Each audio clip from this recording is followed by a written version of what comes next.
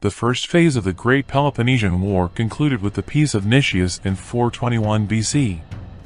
However, this treaty faced opposition from many of Sparta's allies, especially Corinth. They persuaded the people of Argos to form a new defensive alliance aimed at weakening Sparta's power. Over time, this alliance grew to include Mantinea, the Hellenes, and even Athens, although the Corinthians later lost their enthusiasm for it and remained loyal to Sparta. Tensions escalated, leading to open warfare between Sparta and the new alliance. In 418 BC, the Argives attacked Spartan allies in Arcadia, prompting both sides to summon their allies, preparing for battle outside Argos.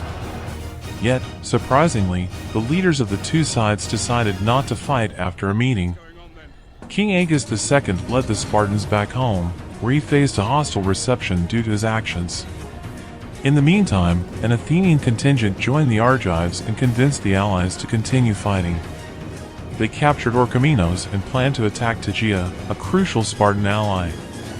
In response, Argos sought to muster a large Spartan army, including allies from Arcadia, and requested assistance from northern allies like Corinth, Boeotia, Phocis, and Locris. However, the northern army couldn't arrive swiftly as they were caught off guard and needed to traverse enemy territory.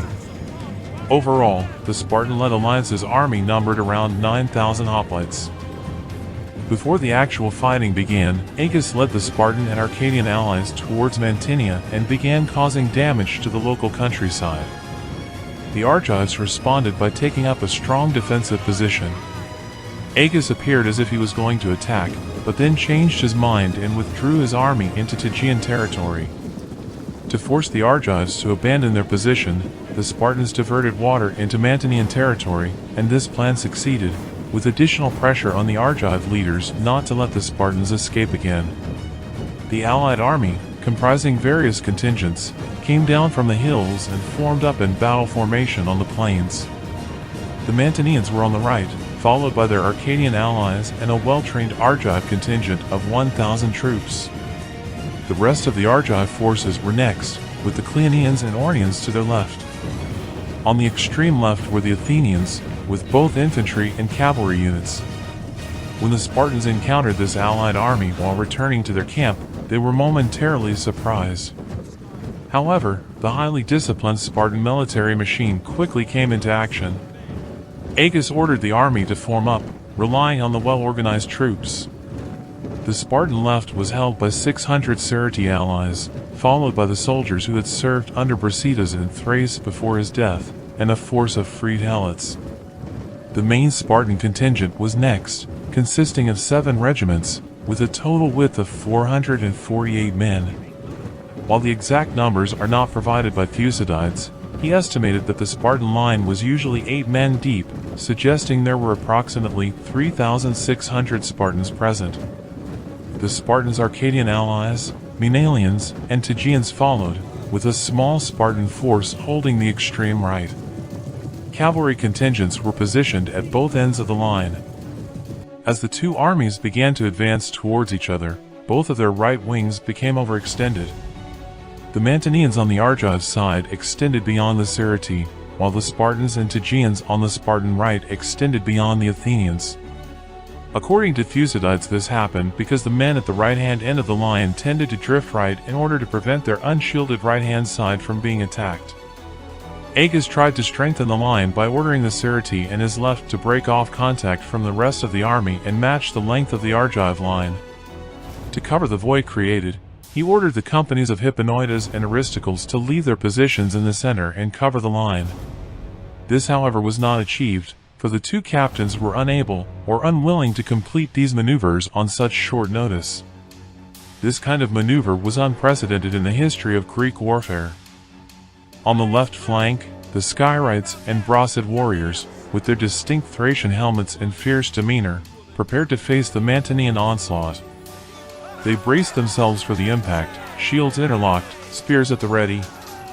The Mantineans, fueled by a desire to defend their homeland, charged with a resounding war cry. The clash of bronze against bronze echoed across the battlefield as the two sides collided.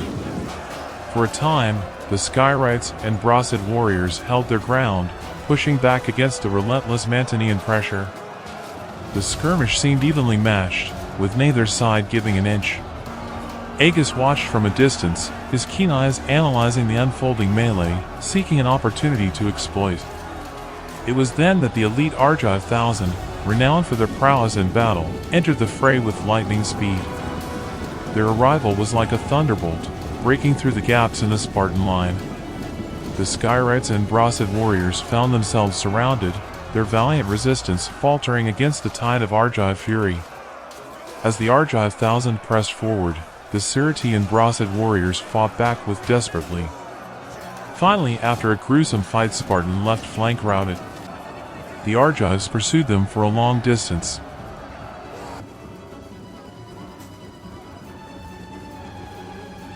As the battle raged on, Agis and his elite Spartans in the center showed their prowess and determination.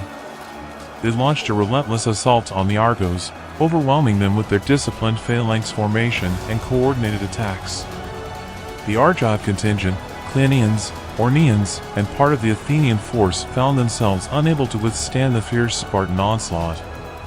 The center of the Argive line crumbled under the weight of the Spartan charge, and they were forced to retreat. On the right flank, the Tegeans and Spartans were pressing forward, threatening to outflank the remaining Athenian forces. The situation for the Athenians looked dire, with the possibility of being surrounded by the advancing Spartans and Tegeans.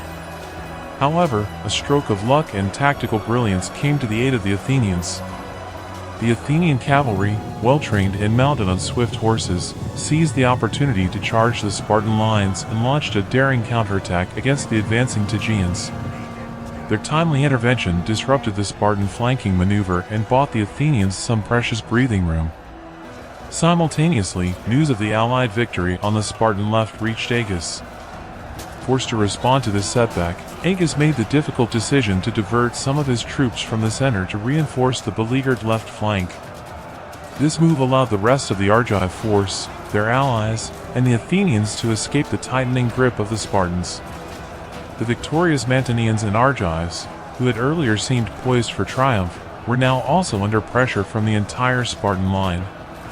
Agis, leading his forces to bolster the left flank, reinvigorated the Spartan charge, and the combined pressure forced the Mantineans and Argives into a hasty retreat. The Battle of Mantinea resulted in significant losses for the Argive side, with approximately 1,100 men killed, including 700 Argives and Arcadians, 200 Athenians, and 200 Mantineans.